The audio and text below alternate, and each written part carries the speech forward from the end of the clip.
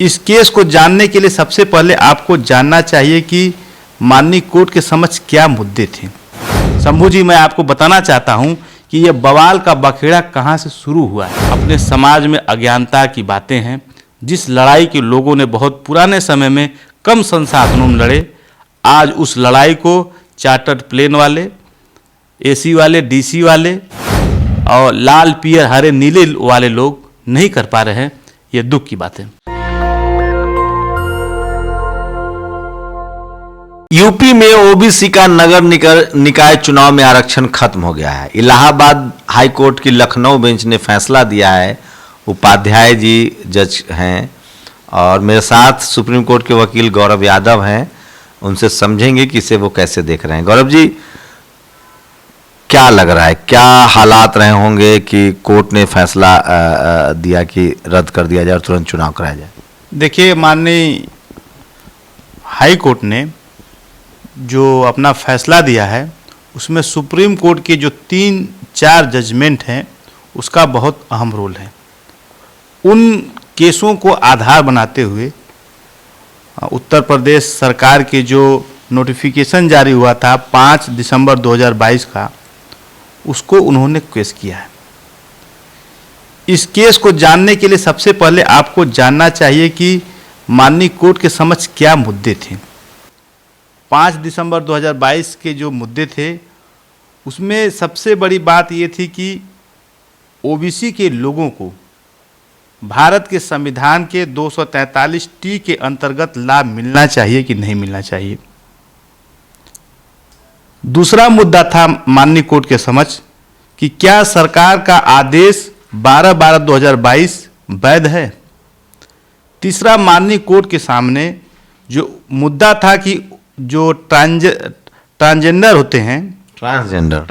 होते हैं उनको ओबीसी में शामिल किया जाए कि न किया जाए। और सबसे महत्वपूर्ण जो 5वां मुद्दा था कि इन मुद्दों पर माननीय कोर्ट का क्या निर्णय और निर्देश पारित किया जाए। नहीं, आप मुझे बताइए एक बात कि ये जो पूरा खत्म हुआ है आरक्षण, 3 स्टेप्स, उन्होंने कहा कि जनगणना नहीं है, जाति नहीं है। नहीं, मेरा उसमें जानना दूसरा है। ये जो 93 मैंने सुना है PIL दायर थे, 93 बता दूं कि उसमें जो है ये 93 PIL थे। और कौन लोग, कुछ नाम पता है सब कौन लोग थे? जो आपका जो ST OBC ST के आरक्षण से संबंधित जो है 93 रिट पिटीशन दाखिल थी और जिसका उन्होंने 87 या 87 कोई दलित था PIL करने वाला कि ओबीसी का आरक्षण खत्म? देखिए, हम जहां तक इसमें है, इसमें जो अगेंस्ट जो है सामान्य वर्ग के लोग गए थे और वहां के जो सबसे अच्छे अधिवक्ता हों उनको कहा गया था और उसमें अधिवक्ताओं का आर्गुमेंट ये था कि ये संविधान के मंशा के अनुरूप आपको नहीं दिया जा रहा है। अनुच्छेद 15-16 के अनुरूप नहीं दिया जा रहा है। सोशली एजुकेशनली बैकवर्ड, जो मैं किसना जो बताना चाहता था आपको, लेकिन आपने पत्रकार बंधु होने के नाते आपको जो अपनी पूछनी बातें हैं वही आप लोग पूछते हैं।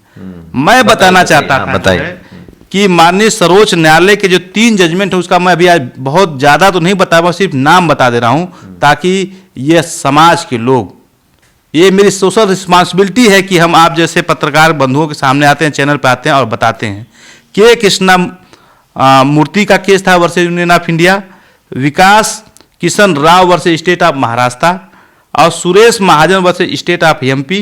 और सबसे बड़ी बात जो आपके चैनल पे जिसकी सबसे बड़ी बात होती है, इंदिरा साहनी, जिसको मंडल का केस कहा जाता था, इन चारों केसों को मुख्य रूप से आधार बनाकर आज जो ओबीसी समाज के लोग हैं, ओबीसी समाज के लोगों की लिस्ट इसमें दी गई है। प्रबुद्ध लोगों से आपके माध्यम से हम लिंक भी दे देंगे तो आप उसको पढ़ना चाहिए कितने लोग हैं। सबसे कहने की बात यह है कि माननीय कोर्ट ने यह आर्बिट्रेरी डिसीजन दे दिया है जो कि बाबा साहब डॉक्टर भीमराव अंबेडकर ने ओबीसी समाज के, ST समाज के महिलाओं को जो है रिप्रेजेंटेशन देने की बात कही थी, रिजर्वेशन देने की बात कही थी। शंभू जी, मैं आपको बताना चाहता हूं कि यह बवाल का बखेड़ा कहां से शुरू हुआ है। उसके लिए आपको बहुत पीछे जाना पड़ेगा और भारतीय संसद ने 74वां संशोधन 1992 में किया रखा, जिसपे म्यूनिसिपैलिटी एक्ट को सेल्फ गवर्नमेंट करने के लिए, उनको रेवेन्यू जनरेशन के लिए, टैक्सेशन के लिए समय पे चुनाव हो, जो सस्पेंशन हो उसकी एक टाइम लिमिट हो का लक्ष्य बनाकर इसमें इंसर्ट किया था।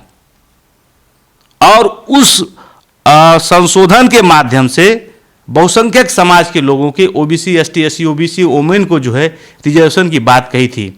लेकिन मुझे दुख है कि माननीय न्यायालय का फैसला अगेंस्ट आता है और माननीय मुख्यमंत्री का बयान आता है कि हम इस केस के खिलाफ माननीय सर्वोच्च न्यायालय में जाएंगे, जबकि माननीय सर्वोच्च न्यायालय के ही आधार पर जो है इसको फैसला दिया गया है और यह ओबीसी के लोगों को रिजर्वेशन से खत्म किया जा रहा है। ये राजनीतिक बयान जो है कि चालबाजी को हमारे समाज के प्रबुद्ध लोगों को, आप जैसे नेशनल दस्तक चैनल के लोगों को, समाज को बताना चाहिए ताकि वो अपने हक अधिकार के लिए जागरूक हो सके और अपनी लड़ाई लड़ सके। जिस सुप्रीम कोर्ट से आप मनसा रख रहे हो कि हम जाएंगे सुप्रीम कोर्ट में हमें मिलेगा, उसी सुप्रीम कोर्ट के जजमेंटों को, मैंने 4 जजमेंटों का जो नाम बताया है उसका साइटेशन, उसका आपको केस ला, उसका जो आर्टिकल है हम आपको लिंक के माध्यम से आदरणीय शंभू जी आपको प्रोवाइड कर देंगे। तो इकोनॉमिक वीकर सेक्शन पर ये सब लागू नहीं हुआ? देखिए, अब यही कहा जा सकता है कि जिस इंदिरा साहनी में कहा गया था कि 50% की लक्ष्मण रेखा को नहीं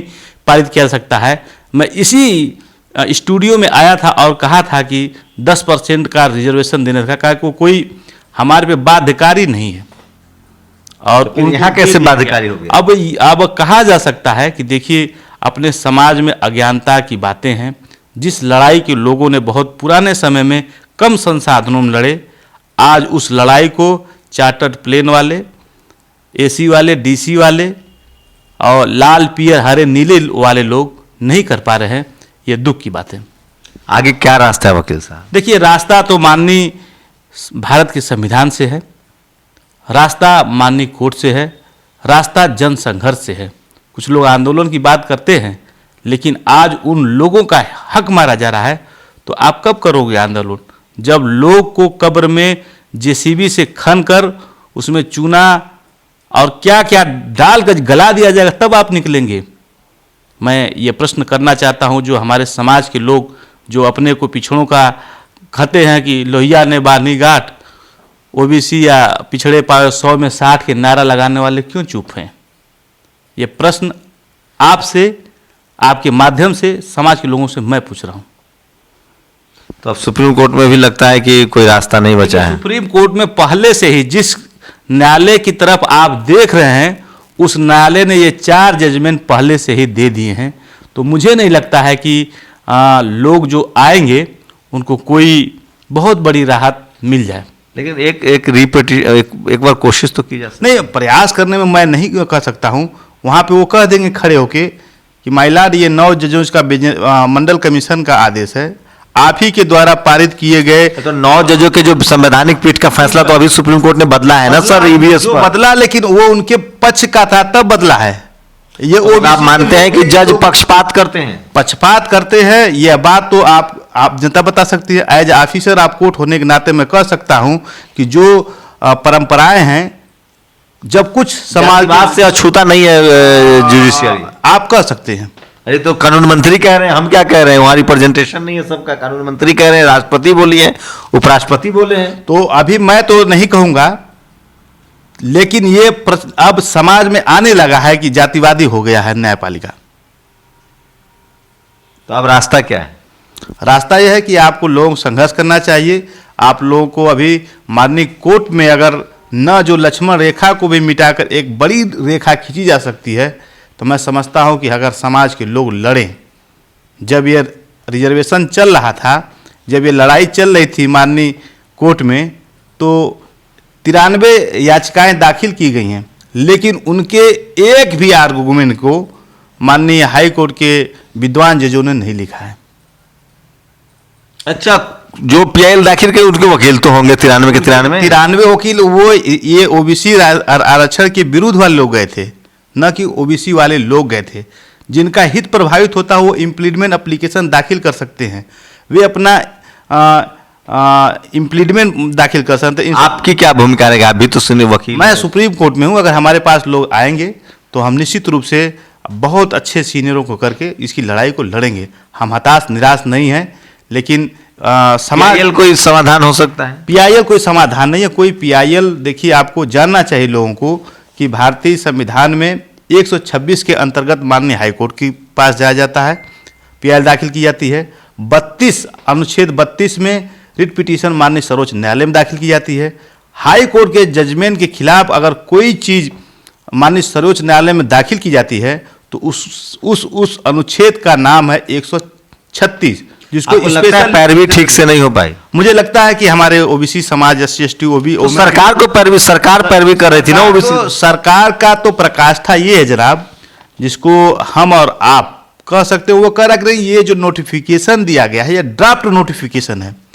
इसको सरल भाषा में आम जनता के सभासद का पद लड़ने वाले या सभासद को चयनित करने वाले मतदाता को बताया जाए तो कहा जा सकता है राज्य सरकार यह कह रही है कि 5/12/2022 का नोटिफिकेशन ड्राफ्ट नोटिफिकेशन है, उसको कहीं रद्दी का नोटिफिकेशन। तो सुन लिया आपने, सुप्रीम कोर्ट के वकील गौरव यादव कह रहे हैं कि सरकार जो है उसने रद्दी का नोटिफिकेशन जारी किया था। खुद उसके वकील ने कहा है हाई कोर्ट में। ये आर्गुमेंट है, पैरा में मैं पैरा ये आर्गुमेंट है, तो आप समझ लीजिए कि बीजेपी की सरकार कितना संवेदनशील है आपके आरक्षण के लिए। सोच लीजिए, बीजेपी में डबल इंजन की सरकार है। योगी जी के राज में, योगी जी के रहते हुए ओबीसी का नगर निकाय चुनाव में आरक्षण खत्म हो गया है। पूरी बातचीत पर आपकी प्रतिक्रिया बहुत जरूरी है। शंभू कुमार सिंह, नेशनल दस्तक, दिल्ली। नेशनल दस्तक की आपसे गुजारिश है कि अगर इसको बचाना चाहते हैं तो नेशनल दस्तक को सब्सक्राइब करने के लिए रेड कलर के सब्सक्राइब बटन को दबाएं, फिर बेल आइकन की घंटी दबाएं। नेशनल दस्तक को बचाने के लिए बहुत जरूरी है कि हर खबर को शेयर करें, लाइक करें, कमेंट जरूर करें।